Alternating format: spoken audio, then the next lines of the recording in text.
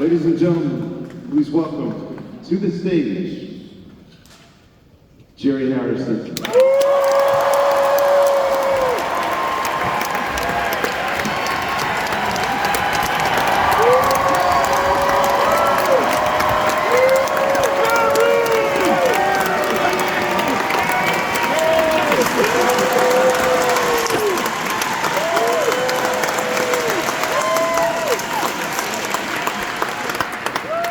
Ladies and gentlemen, please welcome Chris France.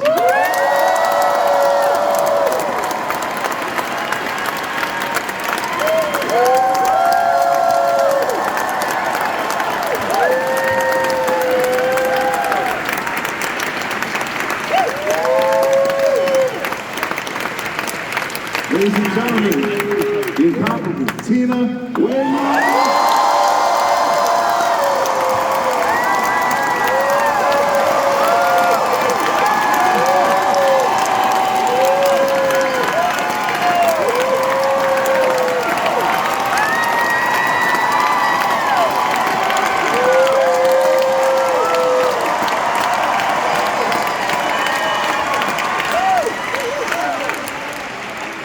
Last but not least, give it up for David Byrne. The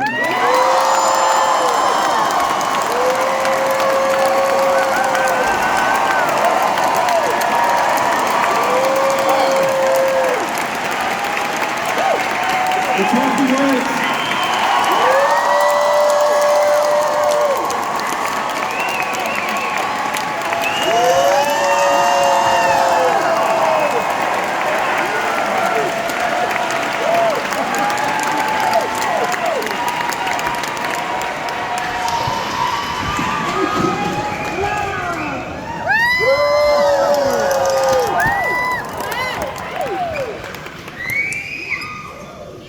Thank you, good night, thank you.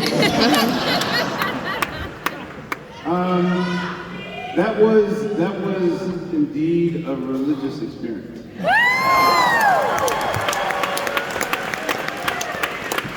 It's not hideable. Before I start, I'd be remiss if I didn't acknowledge, could the family of Jonathan Demme stand up, please, so we can...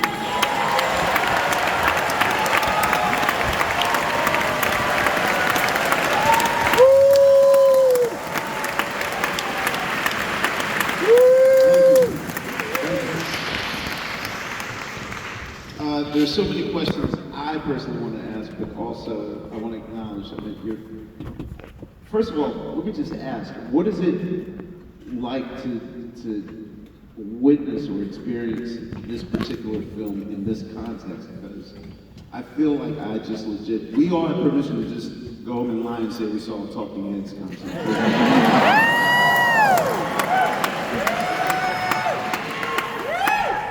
Have you ever seen it in this sort of frantic frenzy context?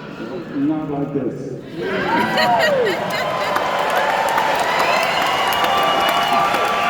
I've seen it dancing before, in the aisles, you know, but not like this.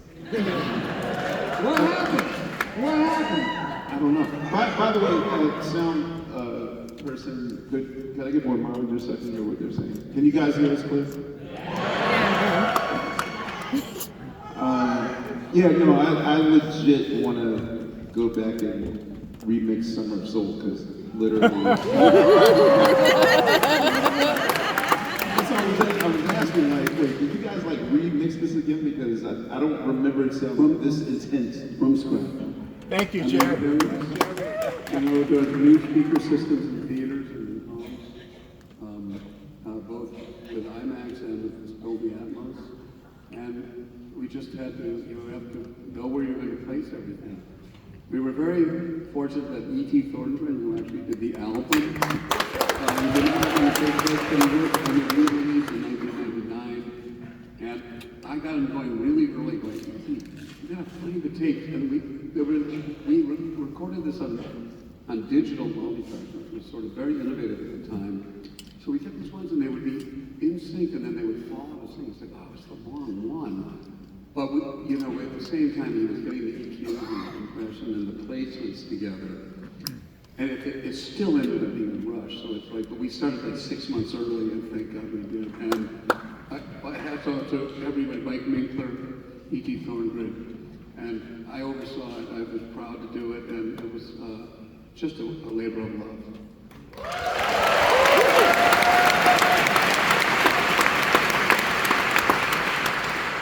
Okay, so what I'll do something different that normally doesn't happen. I'll do a question for me and then a question for the audience, so that way everyone's covered. I don't want you guys, I don't want to get cut off because I know we have like 40 minutes or whatever. So someone said more volume, please, so the sound person. I'll try to project as loud as I can. I know that most artists don't like looking in the rearview mirror and capturing moments, especially like when they're living in the present. So, for you, could you just run us through what was the decision to make this film at that time in 1983? Like, as far as I knew, only the Scorsese's Last Waltz, or I mean, even Give Me Shelter was a film that was, although it was classic for the wrong reasons.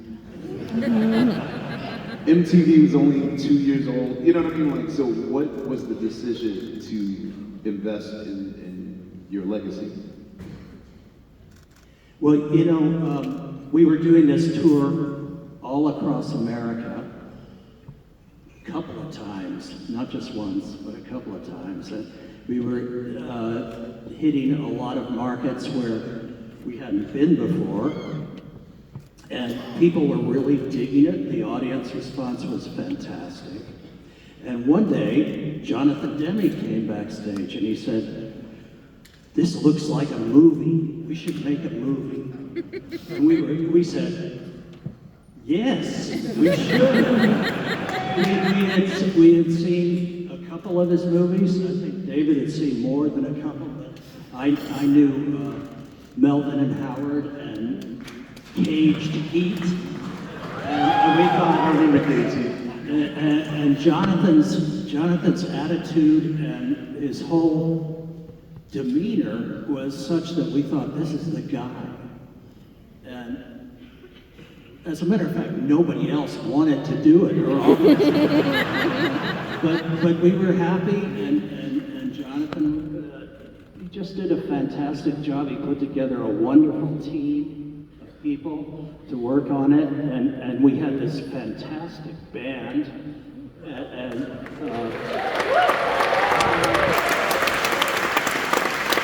so we paid for the movie. We said, we'll do it. Everybody was like, who's going to pay for it? We said, we'll pay for it. We did.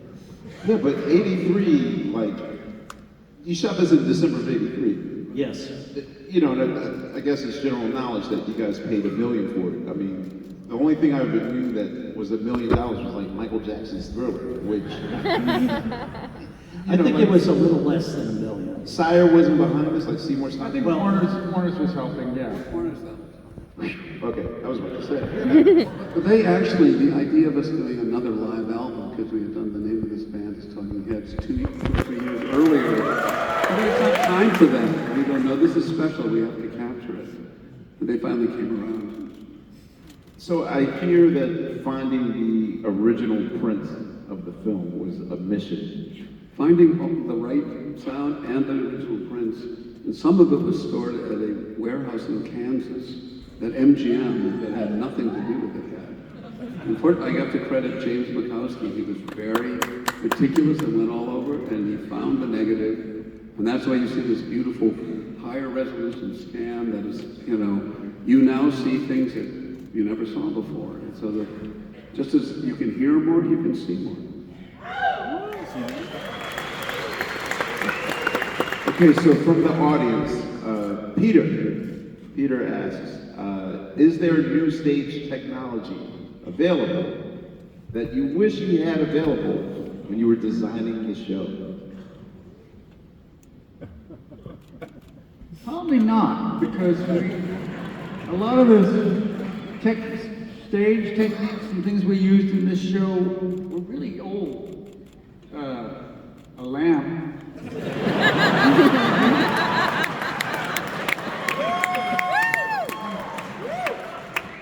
Handheld lights that the crew would hold up under us, and shadows, and we had fluorescent lights. I think that was Take Me to the River was fluorescent lights. All just regular stuff. Nothing super high tech. Slide projectors, things like that, but nothing that couldn't have been done, I don't know, 20 years before this. But that's kind of what we wanted. We wanted everything to look like, we're not trying to knock you out with the technology.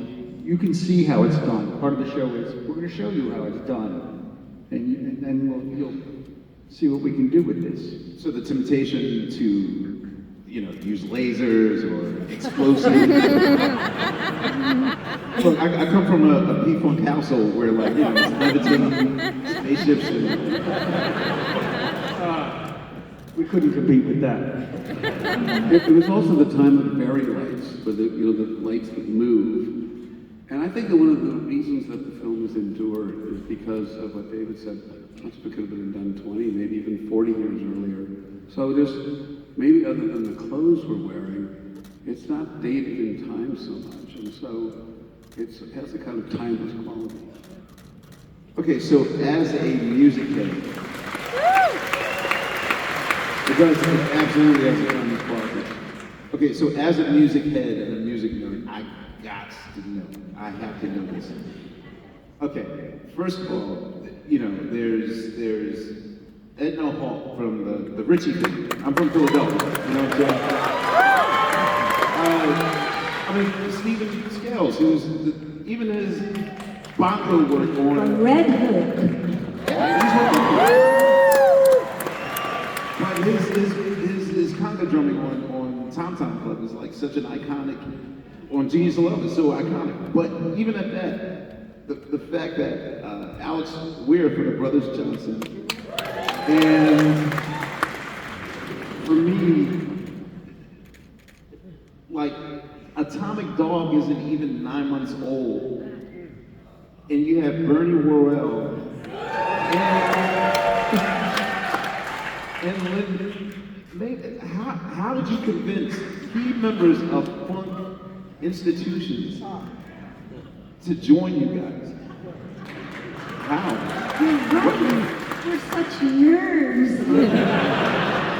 How? Well, I can tell you is that we took a break between Fear of Music and Remain in Life, and I got to know this guy Busta Jones, and he introduced me to Dolette McDonald, who was before Lynn and Edna, and he introduced me to Bernie. And David and I, we were offered these two big shows, one at Heat Wave in Toronto and one in Central Park, where we're going to get paid more. And we go, how are we going to play this music we created in the studio? Because we've layered some of the tracks. Oh, we're going to need another guitar player. We're going to need this, we need that. We need percussion, background singers. And I said, well, let me try this. And I went out in one afternoon, and I called Adrian Ballou at that time. I called Bernie, who said, talk to my wife Judy. And she allowed it to happen. And I said, really simple proposition. We're going to work for 2 weeks, 2 shows, rehearsals, and we can pay you this much, and then we're going to see what's going to happen. And so I came back to the studio and go like, we look at this band in the world. For those, literally, for those of you that don't know, those weren't just regular side musicians. Literally, I'm watching, wow, this band on their own were a part of so many historic recordings. And Bernie Worrell on keyboards alone has revolutionized that. He's worked with P-Funk, George Clinton, Jesus Christ. Okay, so Ted, there's another audience question. Ted wants to know, he says, I know other songs from the tour were cut from the final film.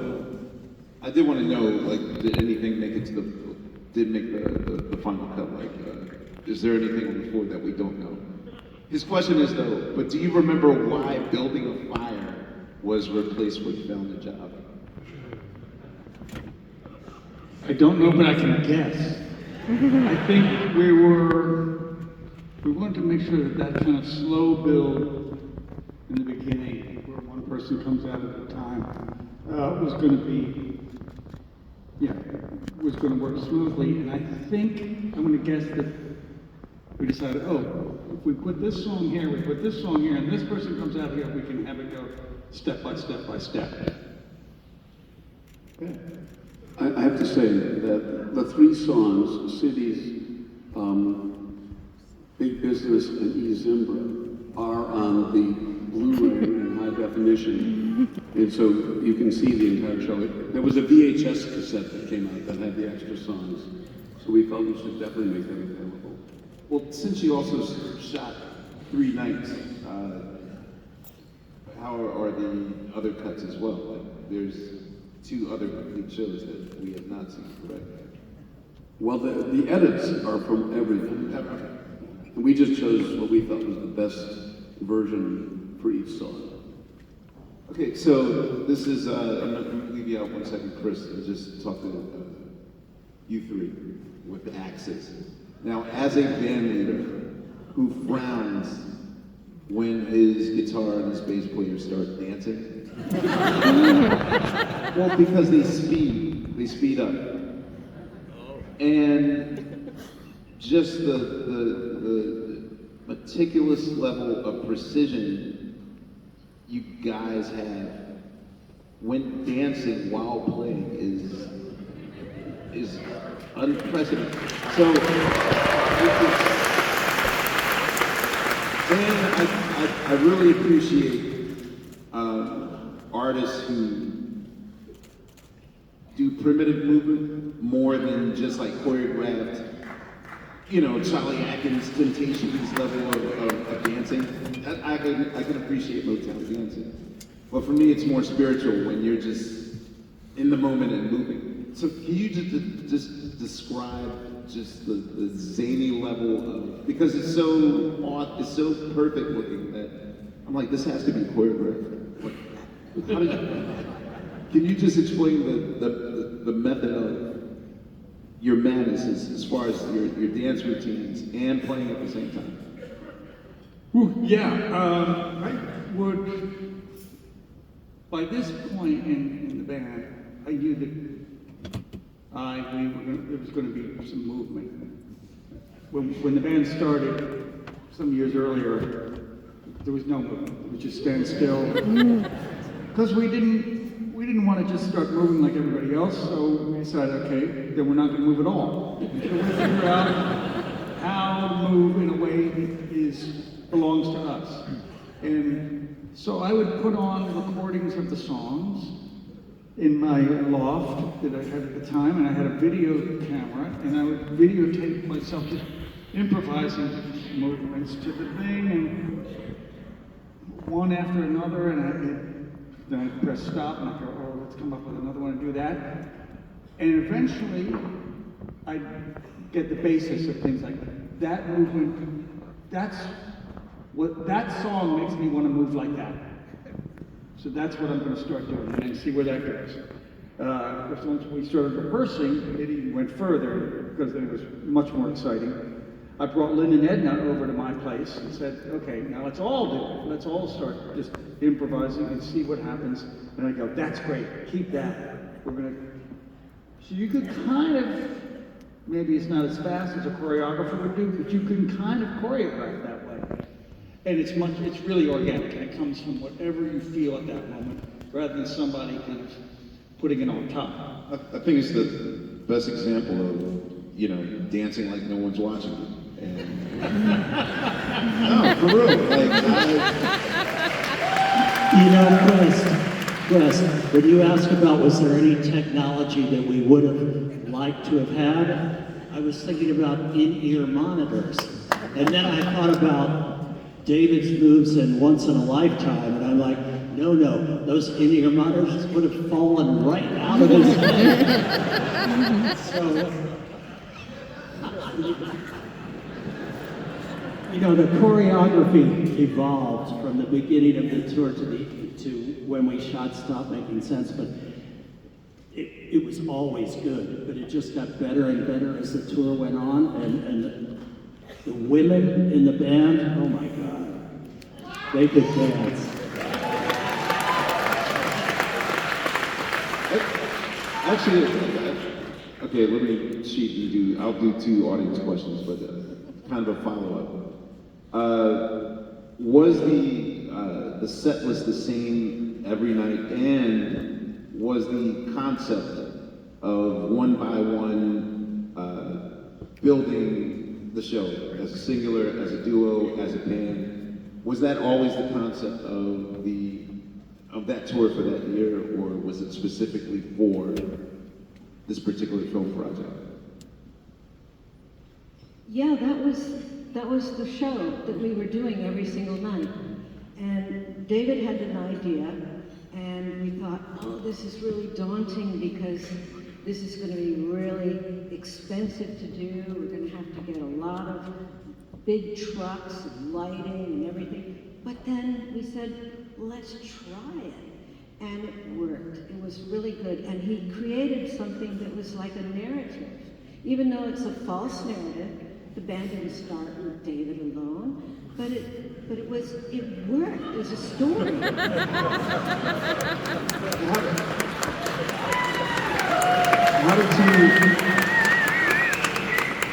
How did you manage to pull that off without feedback or any of those things? Because We had to keep the monitors We had pretty no quiet. audience. The audience was our feedback.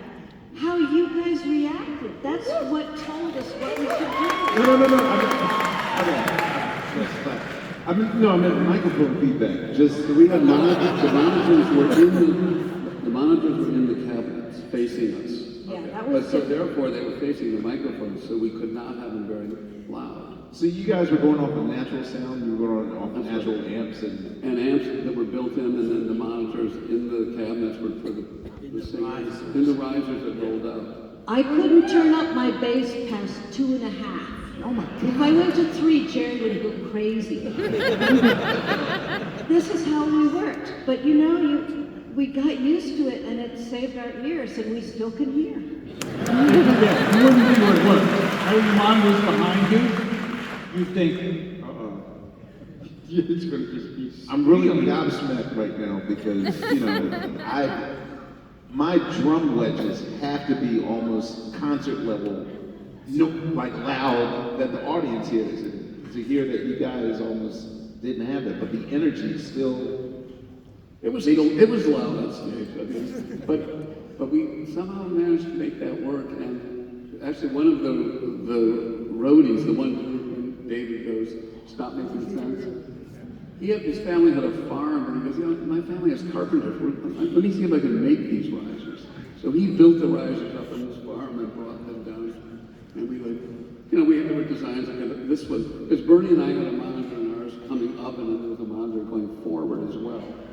And it was all then like plugged in and wired as they rolled out. Okay, so Marco wants to know what are some of the most valuable things you've learned from working with Brian Eno, who produced the 3 albums leading up to Stop Making Sense.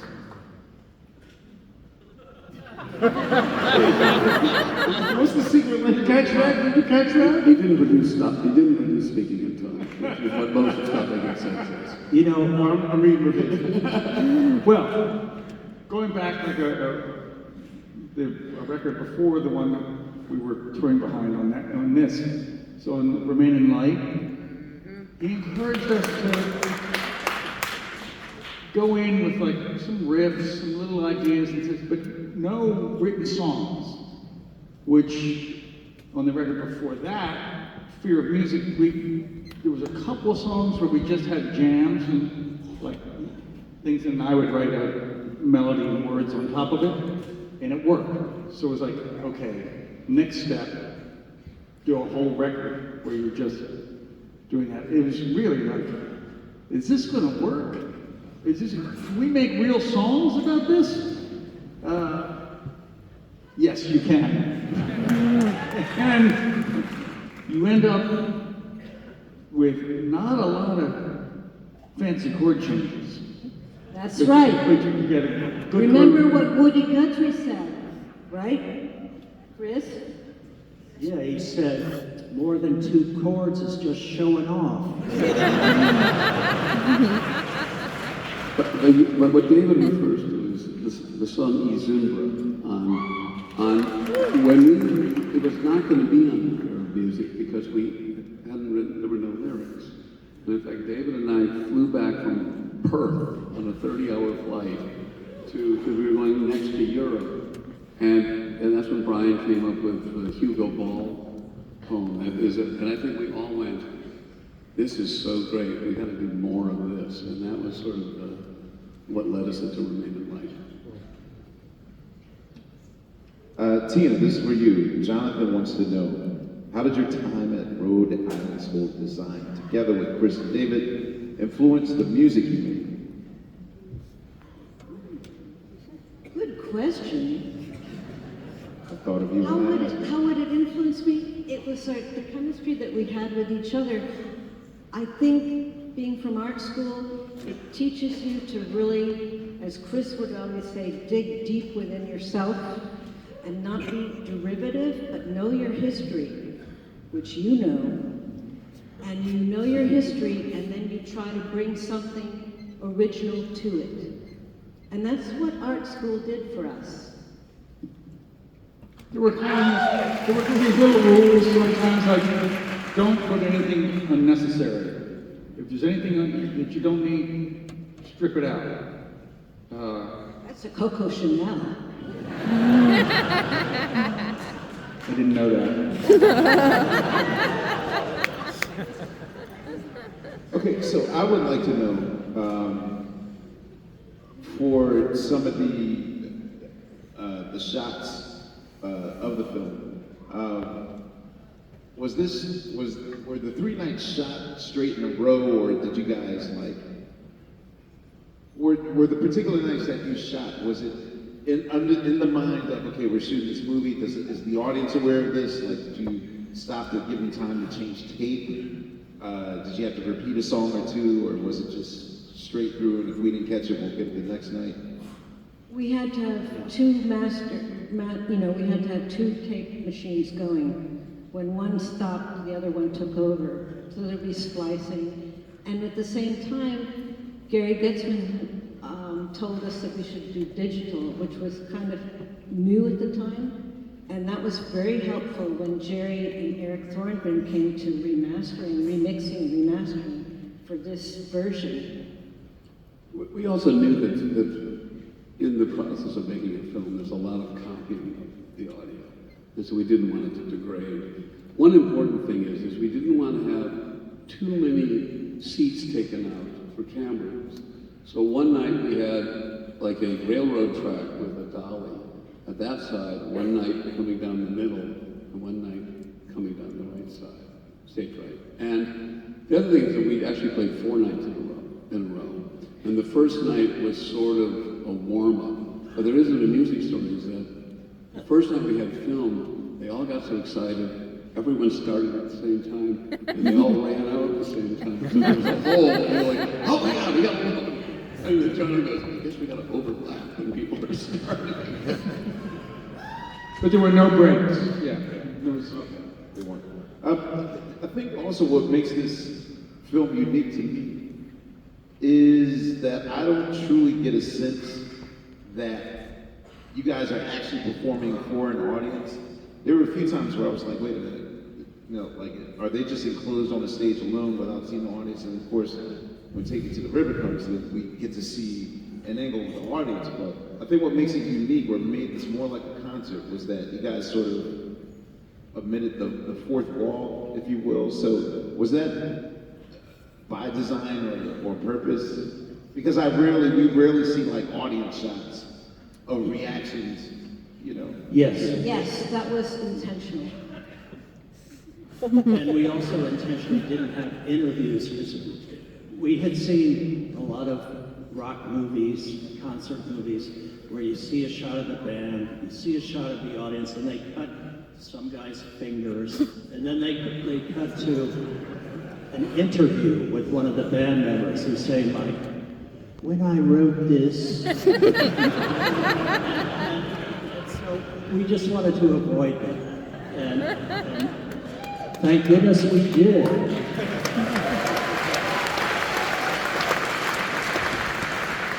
Wait, so is this the first Super Nuts concert film without any commentary? Because yes, even in the song remains the same, and the last waltz in "Give Me Shelter," like there's dialogue, and so you guys, was it initially like, was there a conversation of, hey, let's make a documentary about the tour, or let's just do straight concert film? No, we just wanted to do the concert just as we were doing it.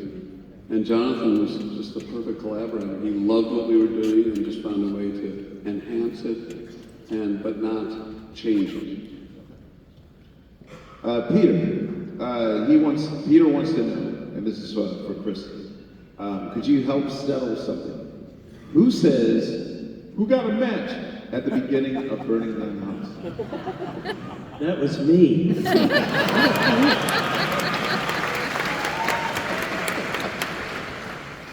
Thank you. Okay, well, actually, this is a good segue. Speaking of you, and I don't know if I'll ever get this opportunity again in this sort of format to ask you. As a person who's seen many a concert, especially when the designated lead singer takes the break, and oftentimes, like I saw the Stones last week, and still, after all these years, like Keith does that one, like Mick will give Keith this one song or something. I don't think he did happy this time. But to me, I was like, wow, like how incredible is it that like this is like one of the first times in which the break song, the bathroom break song, the popcorn break, let me go to audience, the side project song, that the Tom Tom Club, which is even more iconic, like the Tom Tom Club is the side dish. But this is what I always wanted to know, having grown up with Genius of Love. Just the lyrical structure, like what was with the non sequitur yelling of Hamilton Bohannon's name or James Brown's name? I assume.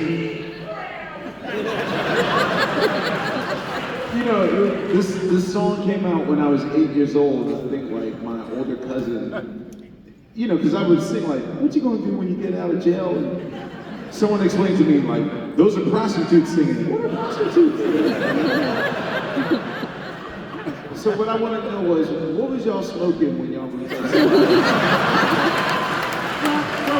Well, we came up with that in Bahamas, and there was no weed down there. Y'all did it at Compass Point? Yeah. Y'all recorded at Compass Point? Compass Point. Yes. So is Slime Robbie involved at all? Or? They were in Studio A doing Grace Jones. While we were in Studio B. And so Sly and Robbie did come and do the hand claps with us, which was great. And remember, you guys did the hand claps with us when we did Jimmy Fallon? Yes. But no, I mean, Tom Tom Club was a side project, and we never wanted to compete with our original band. And we loved our Talking Heads, and so it was going to be our little dance project on the side. But look, what you're going to do when you get out of jail, you know what that means. That's playing the dozens. That's something that came from the street. I never knew that. And we could go on the subway and we would see Roxanne Shante, and she was like this little beautiful little child, and she had her little posse, and we would say, "Oh my God, that's Roxanne Shante," and we would say, "Yeah, we're right there with you, baby," and we just felt like this is part of us. This is a love song. This is sweet soul music, and we loved Hamilton Bohannon. We loved James Brown. We loved all of these people, and it was a love song to each other too. We're about to be married. Well, we've been together for over 50 years. And we're about to celebrate 47 years of marriage, and that includes David and Jerry, because they were there. We were kind of a married band, you know.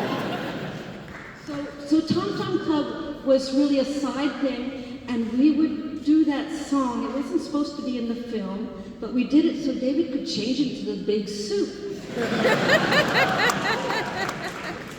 Wait, guys, forgive me for nerding out, but I'm still trying to process the fact that you recorded that at Compass Point, and the fact that the same hand claps that made the nightclubbing record for Grace Jones are the same hand claps that made Genius of Love. That's great. So when we were doing Remain in Light, AC/DC was doing Back on the Planet the next time. We recorded all of the basic tracks to Remain in Light, and I think they did one guitar solo and one vocal. Not Ryan came very particular producer.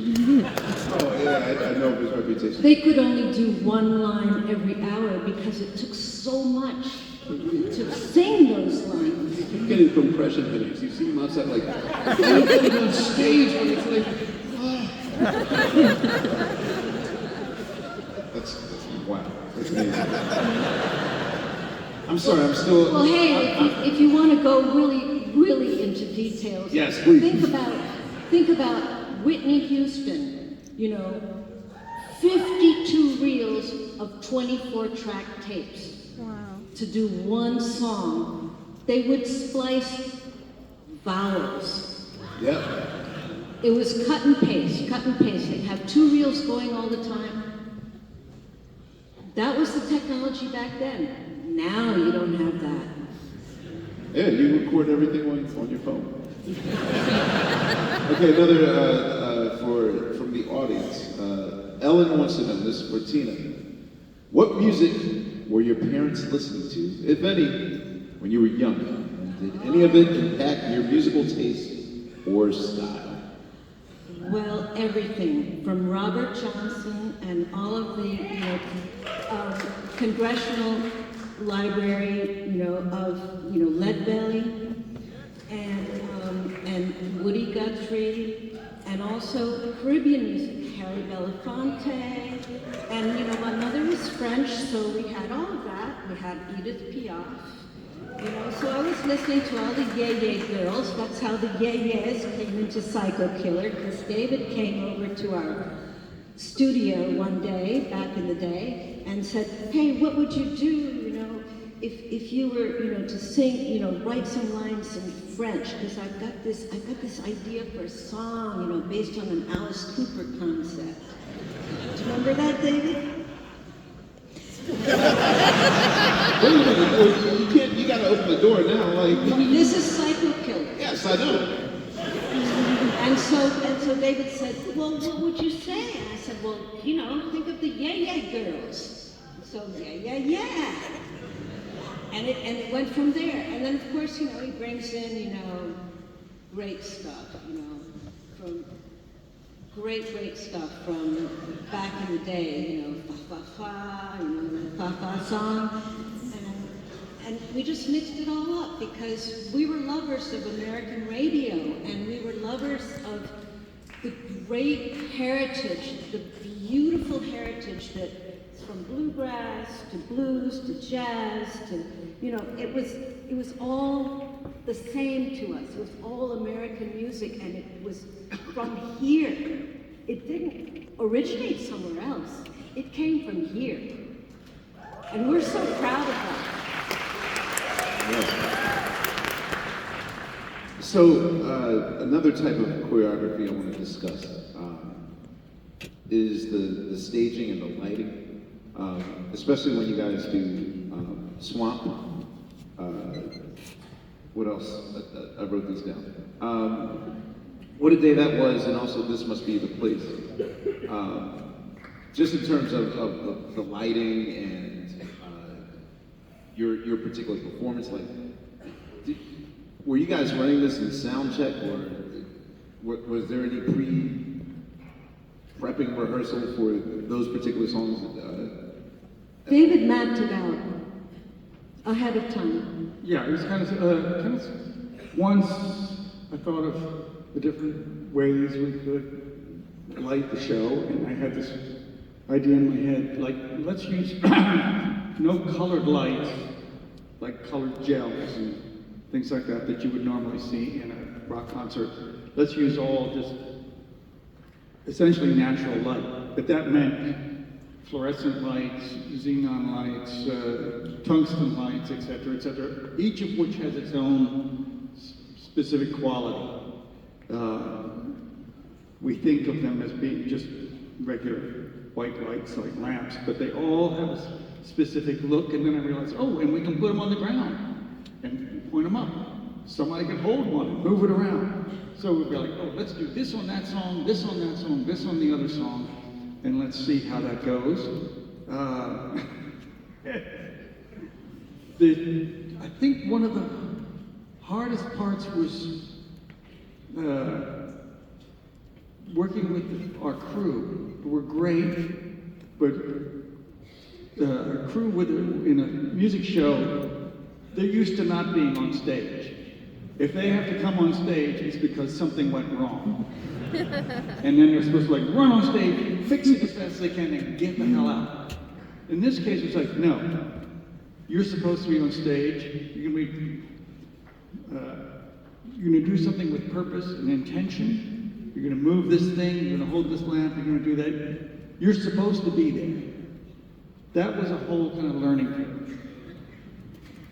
By the way, I'm pretty sure the projectionist who projected the slides onto the screens for that whole tour, John Chimples, he's here tonight. You hear John?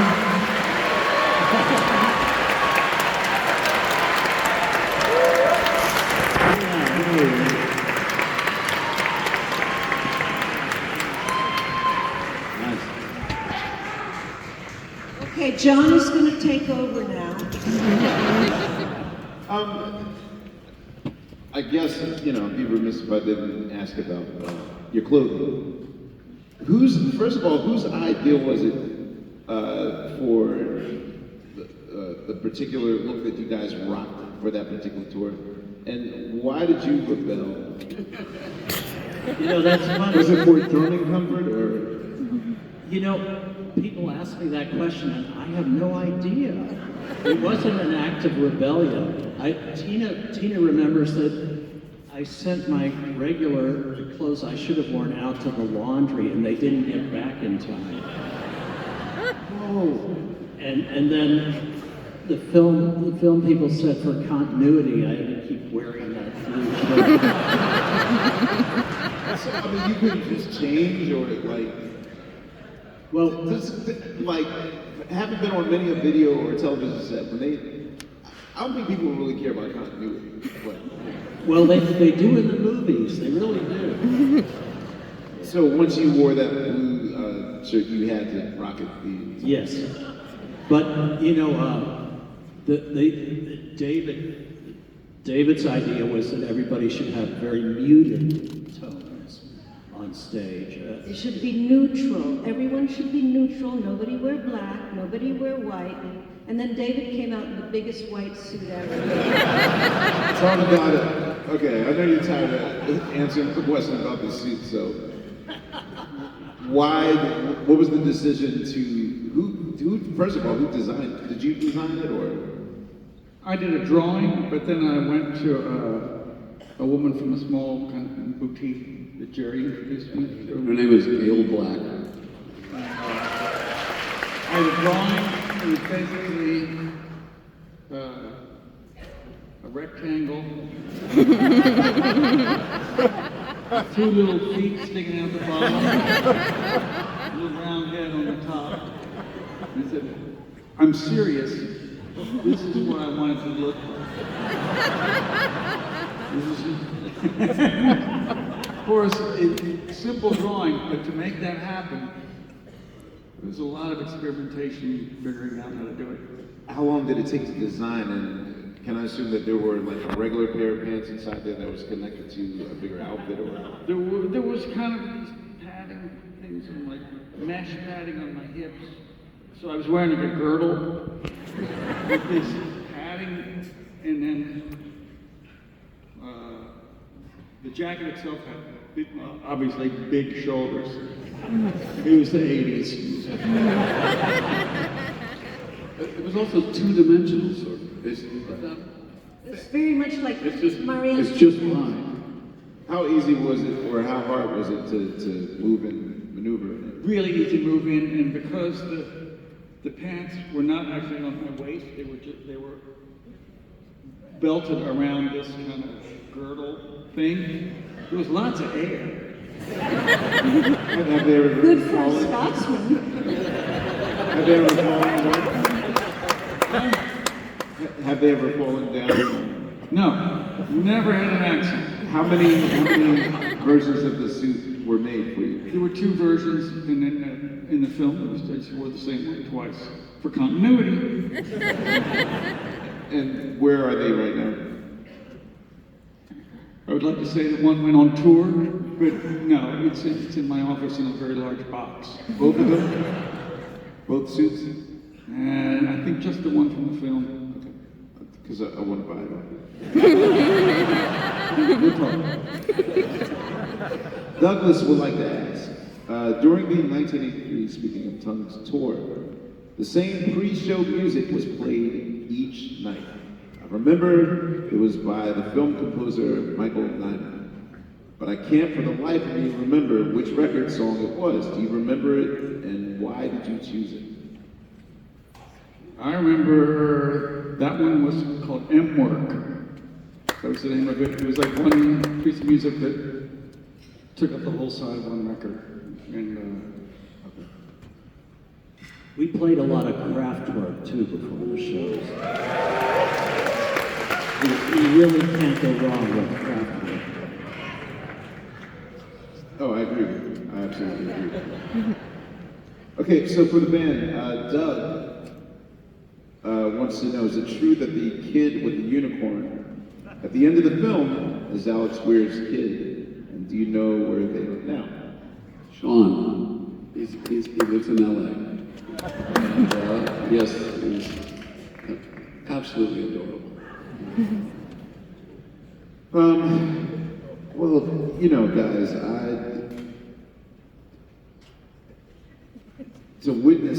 to watch the audience watch this, and I've seen this film, you know, like way in the 20s now, you know, and I have to say that every time I see it, I learn something from it, and you guys are to be commended, and we want to thank you for giving us the honor of celebrating with you